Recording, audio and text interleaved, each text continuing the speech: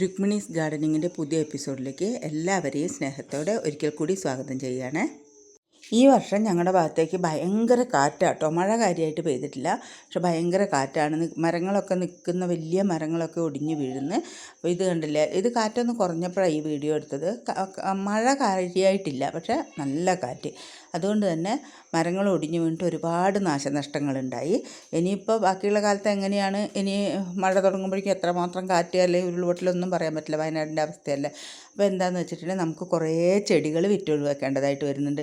ഇത് കാരണം നമ്മുടെ ചെടികൾ വെക്കുന്ന ഷെഡിനൊക്കെ കാര്യമായിട്ട് നാശനഷ്ടങ്ങൾ ഉണ്ടായിട്ടുണ്ട്. അപ്പോൾ അതിൻ്റെയൊക്കെ വർക്കൊക്കെ ചെയ്യണമെങ്കിൽ കുറേ ചെടികൾ എല്ലാ വർഷവും ഇങ്ങനെ തന്നെയാണ്. വേനൽക്കാലം തുടങ്ങുമ്പോഴും വേനൽക്കാലം കടക്കുമ്പോഴും അതുപോലെ തന്നെ നമ്മൾ മഴ തുടങ്ങുമ്പോഴും ഒക്കെ ഇതുപോലെ വലിയ കാറ്റൊക്കെ വരുമ്പോൾ ഞാൻ ഒരുപാട് ചെടികൾ ഇങ്ങനെ വില കുറച്ച് വിറ്റൊഴിവാക്കാറുണ്ട്.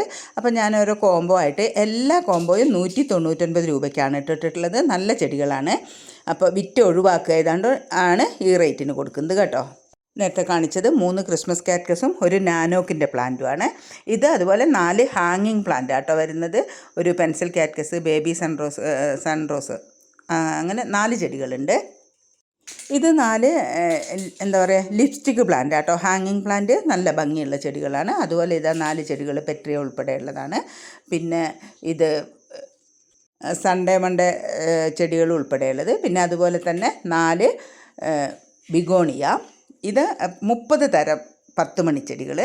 അതുപോലെ ഇൻഡോർ പ്ലാന്റ് 4 എണ്ണം. പിന്നെ വരുന്നത് ഹോയ ഉൾപ്പെടെയുള്ള 4 ക്രീപ്പർ പ്ലാന്റ്സ്.